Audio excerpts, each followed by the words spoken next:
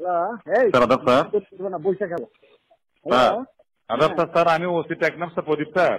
হ্যাঁ, কি খবর প্রদীপ? এই কোরবানির দিন গরুর মধ্যে তুমি কি? স্যার এটা মহা বিপদে পড়ছি স্যার, একটু আপনার সাহায্য লাগছে স্যার। বলো বলো। এখন স্যার আমরা স্যার একটা 153, 186 স্যার 307 এটা মামলা নিয়েছি স্যার।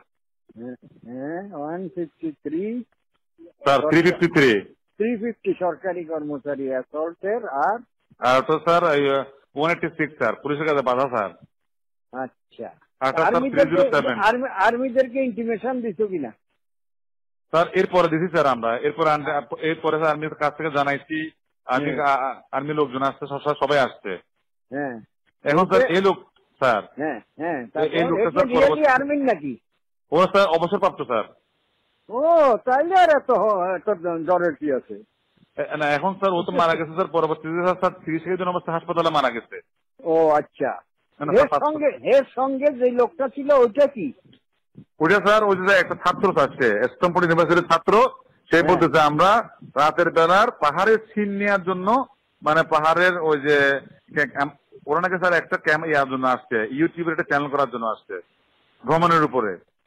তোমরা যে অবস্ট্রাকশন দিছ, অবস্ট্রাকশন ভায়োলেট করে গেছে, গাড়ি চালাচ্ছিল কে? গাড়ি বলারে অ্যারেস্ট করছো কিনা? স্যার গাড়ি চালক তো স্যার ও নিজে। ও আচ্ছা আচ্ছা আচ্ছা আচ্ছা, নিজেই। গাড়ি জব্দ করছো কিনা? করছি স্যার, গাড়ি জব্দ করছি।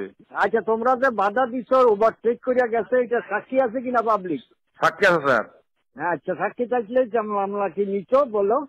মামলা নিয়েছি স্যার 186, 353, 307।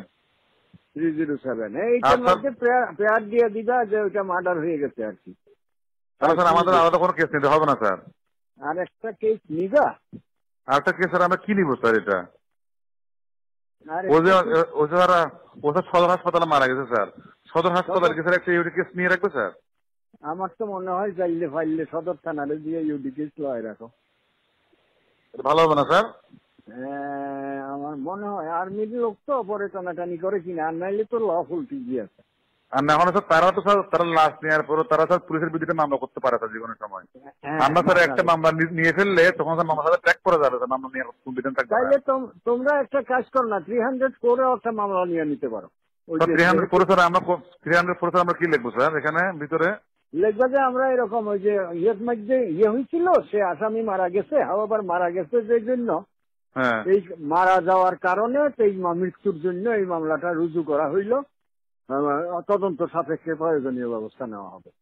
তাহলে 307 এখানে আসামি কলমে কি লিখবো স্যার? আসামির না, এই মামলা তো আলাদা ঠিকই হয়ে গেল, আর একটা সেপারেট মামলার কথা কইতেছি, যেহেতু আসামি মারা গেছে মৃত্যুর জন্য এই মামলা দেওয়া হইল, এই শুধু এই কথা। স্যার মামলা নিবেন স্যার, আসামি কলমের নাম লিখতে হবে না? পুলিশে গুলি করছে বুঝছি তো, ওই যে লিখবা যে এই এজাহারটা পুরা লিখবা যে এই কারণে তাকে অবস্ট্রাকশন করে আটকানো হয়েছিল, আটকানো হওয়ার পরে এই মামলা রুজু হয়েছে, এই মামলা রুজুতে তাকে হসপিটালে পাঠানোর পরে সেখানে সে মারা গেছে, যেহেতু একজন লোক মারা গেছে, এটার তদন্ত সাপেক্ষে ব্যবস্থা নেওয়ার জন্য মামলা রুজু করা হইল 304-এ। আসামির কলমে নীল লিখবা, অজ্ঞাত। এটা নিয়ে রাখো, তাইলে এরা কোর্টে কেস করলে এটার সঙ্গে ট্যাগ হয়ে যাবে। হ্যাঁ সেটা বলছি স্যার। এখন স্যার 304 আমরা নিব নাকি স্যার ওখানে ডিউটি কেস নিয়ে রাখবো স্যার সদর থানা দিয়ে? সদর থানায় লইব নাকি তোমার মামলা? তাহলে আমার এখানে স্যার তারা আসার পরে 304 স্যার ভিতরে স্যার সবকিছু দেখার পরে লিখবো যে মানে সবজনের মতো মারা গেছে স্যার। হ্যাঁ হ্যাঁ, তোমার এজাহারটা হুবহুব লিখে যাইবে, আবার অন্যভাবে বর্ণনা করে হইল লেখা যে এই কেসের মামলার আসামি অমুককে হাসপাতালে গুলি অবস্থায় পাঠানো হইয়াছিল, লাস্ট প্যারাতে লিখবা। সেই আসামি মারা গেছে হাসপাতালে, যেহেতু সে মারা গেছে এই জন্য একটি হত্যা মামলা রুজু করা হইল, তদন্ত সাপেক্ষে প্রয়োজনীয় আসামি নির্ধারণ করা হইল। আচ্ছা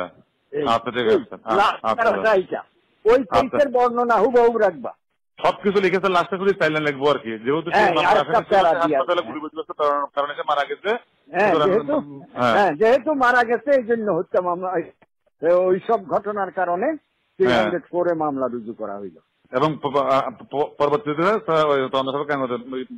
আইনগত ব্যবস্থা নেওয়া হবে, তদন্ত করিয়া ব্যবস্থা নেওয়া হবে। আচ্ছা ঠিক আছে, আচ্ছা নমস্কার, থ্যাংক ইউ।